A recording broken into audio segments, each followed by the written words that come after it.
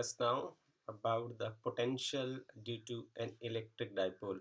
So जितना हमारे पास अभी जनरल इंफॉर्मेशन इलेक्ट्रिक डाइपोल के बारे में है कि इलेक्ट्रिक डाइपोल क्या है, it is an arrangement of two charges. It is positive charge as well as negative charge and positive charge, and both are separated by distance, some distance that is 2a. Okay, and the net charge on the dipole is equal to 0. So this green mark जो मैंने किया हुआ है उसको आप देख सकते हैं, and it is characterized by dipole moment vector p whose magnitude is p is equal to the product of either magnitude of either charge cross the distance between the two charges, p into q into 2a, and its direction is from negative charge to positive charge. Okay, this is the direction of dipole moment p.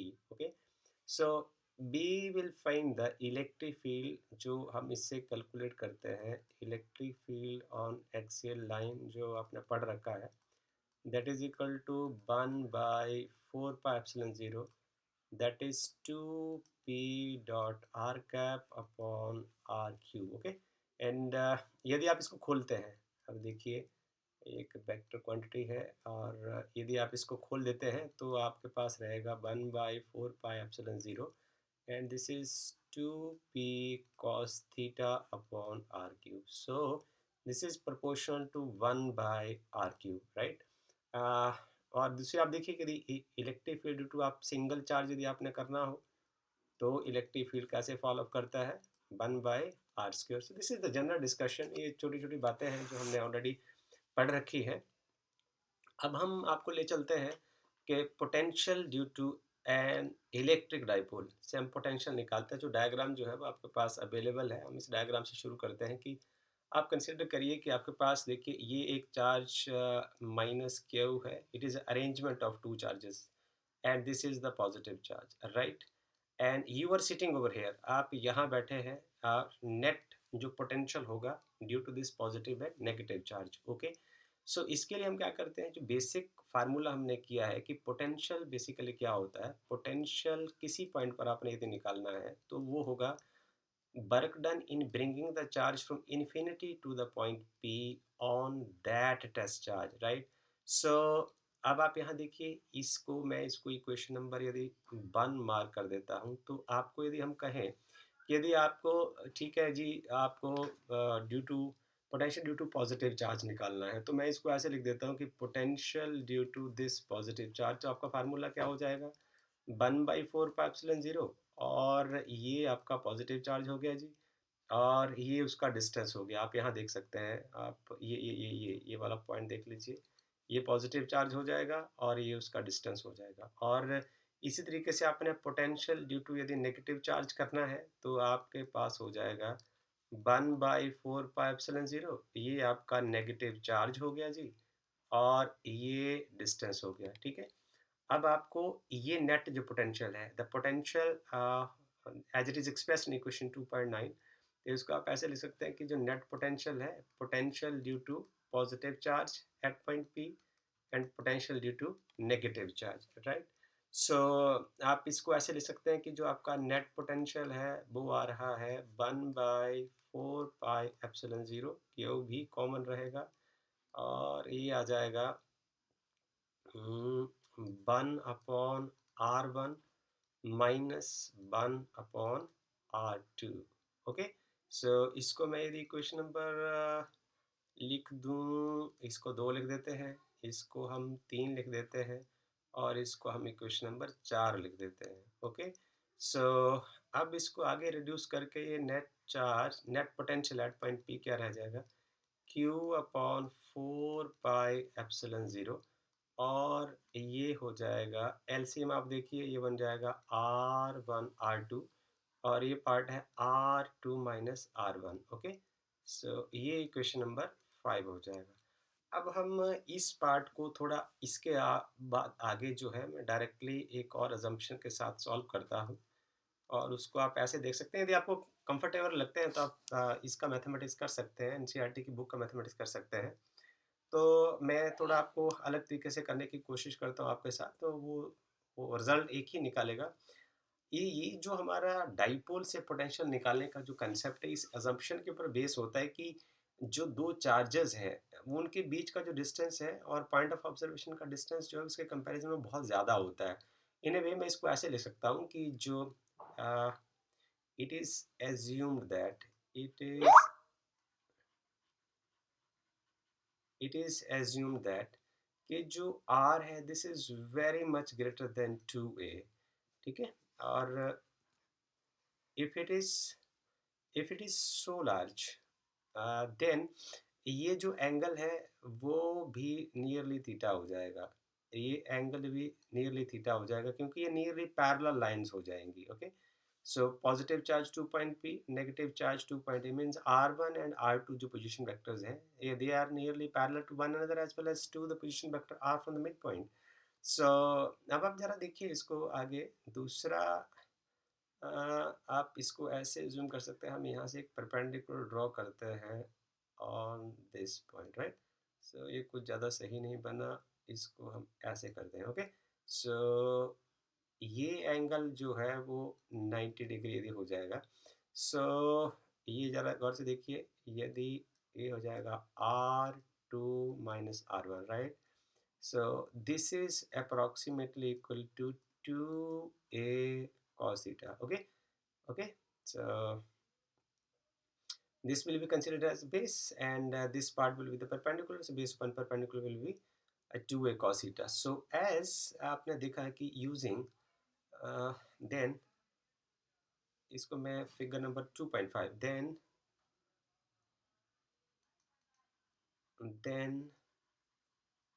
From figure number 2.5 हम ऐसा लिख सकते हैं कि जो R2 minus R1 जो है वो लगभग ऐसे हो जाएगा 2a cos थीटा के बराबर। मुझे उम्मीद है कि आप इससे सहमत होंगे। और दूसरा है कि हमने एक अजम्पशन ये ली है कि हमारा जो ऑब्जर्वेशन पॉइंट है वो बहुत दूर है और इसलिए उसका जो ये डिस्टेंस है फ्रॉम द सेंटर डाइपोल के पॉजिटिव और नेगेटिव चार्ज के कंपैरिजन में ये बहुत बड़ा है। तो क्या होगा कि जब आप बहुत दूर से इसको ऑब्जर्व कर रहे हैं तो इसके जो पोजीशन वेक्टर्स हैं वो पैरेलल लाइंस बन जाएंगी।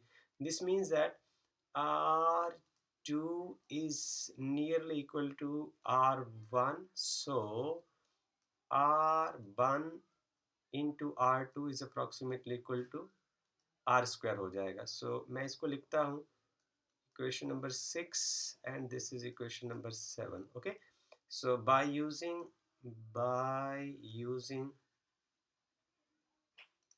equation number 6 and equation number 7 in equation number 5 we have, इसमें भर दीजिए तो आपके पास आ जाएगा जो पोटेंशियल होगा वो आएगा Q अपॉन 4 पाई एप्सिलॉन 0 और जो अपर पार्ट है वहाँ आप लिख सकते हैं 2a cos theta divided by r square, right? This is what equation number 8 is। okay, so line खींचना मुझे थोड़ा मुश्किल होगा। okay, it is so good, right? So potential is now potential, net potential at point P क्या बन जाएगा? So this is 2aq cos theta upon 4 pi epsilon 0 r square, right? So what is 2aq? 2aq is now equal to dipole moment, right? So I can write it like this: p is equal to um, p is equal to v is equal to, this is p cos theta upon 4 pi epsilon 0 r square। okay, so now this is basically the final expression for the potential at point P।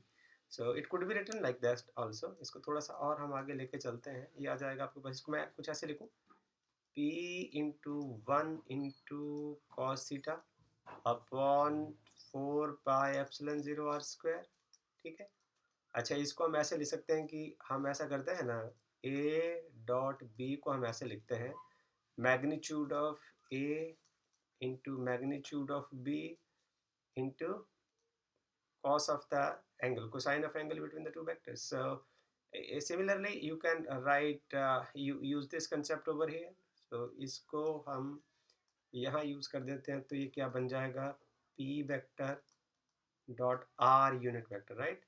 So potential at any point p around the dipole is equal to p vector dot r unit vector, okay, divided by 4 pi epsilon 0 r square. So this is the final expression,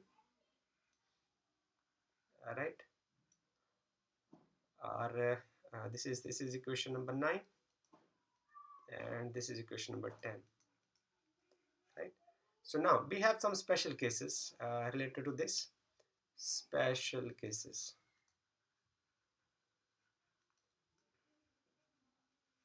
okay. Special cases में हम ये पढ़ने वाले हैं कि यदि मान लो आपका जो ऑब्जर्वर है वो P की जगह ना बैठ के इसकी एक्सियल लाइन के ऊपर, मतलब जो डाइपोल मूवमेंट के परपेंडिकुलर यदि आप बैठ सकते हैं, या आप along the dipole movement axial line के ऊपर बैठ सकते हैं, तो क्या होने वाला है, तो इसके हम पढ़ते हैं कि देखिए, द इफ हम ऐसा लिख देते हैं, if the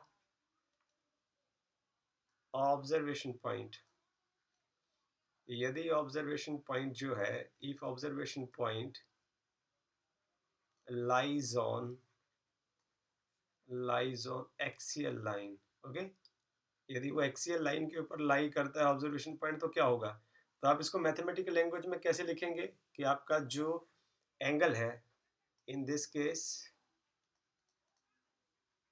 case theta is equal to 0 degree. मैं इसको यहाँ बनाने की कोशिश करता हूँ कि आपका जो डायग्राम है कुछ इस तरीके का है, ये पॉजिटिव चार्ज है, ये नेगेटिव चार्ज है, ये line joining the two charges है। तो आपका जो एक्सियल लाइन पर जब आप ऑब्जर्वर बैठेगा तो इस पॉइंट पर बैठेगा, आई मीन पहले आपकी जो लोकेशन थी वो कुछ इस तरीके की थी, अभी एंगल रिड्यूस होके जब आप यहाँ पहुँच जाएंगे तो थीटा नेचुरली कितना हो जाएगा, ये 0 डिग्री हो जाएगा। तो कॉस 0, आप इसको भर दीजिए इक्वेशन नंबर 9 में, from equation number 9 we have, आप इक्वेशन नंबर 9 में इसको पुट कर दीजिए, तो इक्वेशन नंबर 9 में पुट करने पर क्या आएगा, potential is equal to 1/4 pi epsilon 0 and this is p time cos, okay, 0 degree, and this cos 0 is equal to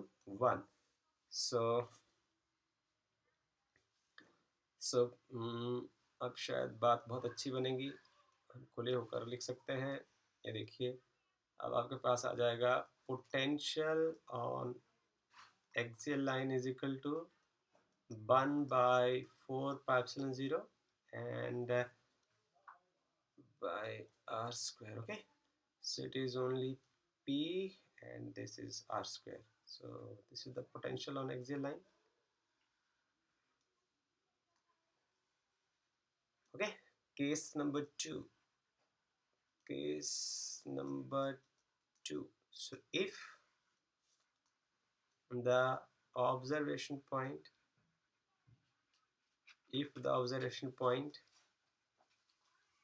okay, lies on equatorial line, यहाँ आपको ये देखना है, आप फिर अपने पुराने डायग्राम को रिकॉल कर लीजिए, ये आपके पास पॉजिटिव चार्ज है और ये आपके पास नेगेटिव चार्ज है, और ये दोनों के लिए लाइन ज्वाइन कर रही है, ये आपका ओरिजिन है। और जब आप इक्वेटोरियल लाइन के ऊपर आप ऑब्जर्वर बन के बैठेंगे तो आपका जो सिचुएशन होगा वो कुछ इस तरीके का होगा, पी, और आप देखिए कि जो डाइपोल मूवमेंट है that points from negative to positive charge, और इसके बीच में जो एंगल है वो 90 डिग्री होगा। सो हेयर हम यहाँ लिख देते हैं, here theta is equal to 90 degree. So आप उस पुराने एक्सप्रेशन में यूज़ कर दीजिए, हमारे पास जो बेसिक एक्सप्रेशन है उसको हम यहाँ लगा देते हैं, 1/4 pi epsilon 0 and this is P cos 90 degree over r cube. So every one of you know cos 90 degree is equal to 0.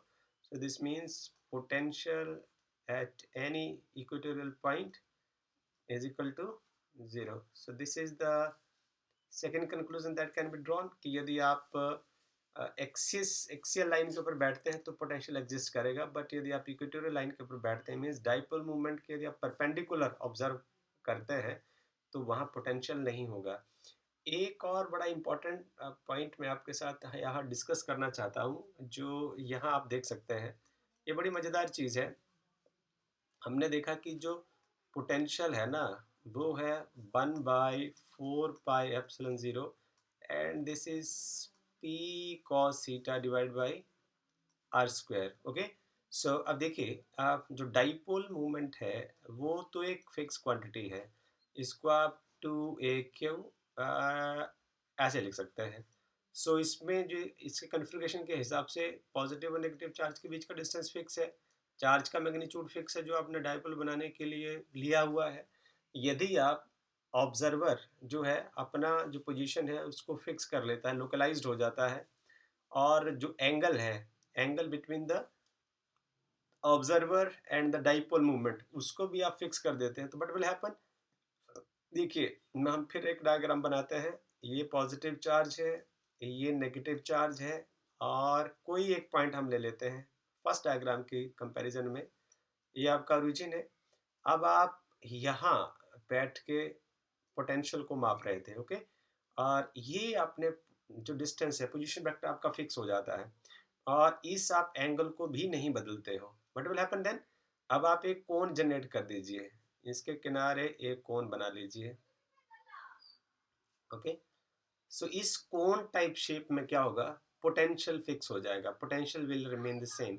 तो यही इसका मतलब है, the potential due to dipole depend just on R, not just on r but also the angle between the position vector के बीच में जो angle बनता है और जो डाइपोल मूवमेंट के बीच में एंगल बनता है, मींस जो थीटा है इसके ऊपर वो डिपेंडेंट है। And he is beautiful written over there, it is however axially symmetric about p, that is what I have explained over here, that if you rotate the position vector r and p about p and keeping theta fixed, so see it carefully, ये आपका dipole movement हो गया। अब हम क्या कर रहे हैं, अपना जो ऑब्जर्वेशन पॉइंट है उसको ऐसे करके घुमा रहे हैं। इसका मतलब ये हुआ कि आप कभी इसको यहाँ से नोट कर रहे हैं, कभी यहाँ बैठ के ऑब्जर्व कर रहे हैं, कभी यहाँ बैठ के ऑब्जर्व कर रहे हैं, कभी यहाँ बैठ के, तो ये कोन टाइप एक शेप बन रहा है। देखिए यहाँ से ये वाला पॉइंट आ जाएगा, यहाँ से इस तरीके से आ जाएगा, यहाँ से इस तरीके से आ जाएगा। तो ये जो कोन बनेगा, इस कोन के यदि मैं पॉइंट ऐसे लिखूँ, P prime, P double prime, P triple prime and so on, so इन सभी पॉइंट्स के ऊपर जो पोटेंशियल होगा वो सेम आएगा। मुझे उम्मीद है कि आपको ये आर्टिकल पसंद आया होगा और आपको हर चीज़ इसमें समझ आई होगी। यदि आपको कुछ समझ नहीं आई तो प्लीज़ आप मुझे बताएं इसके बारे में, ताकि मैं आपकी क्वेरी को जो है वो शांत कर सकूं। इन शब्दों के साथ आपका धन्यवाद।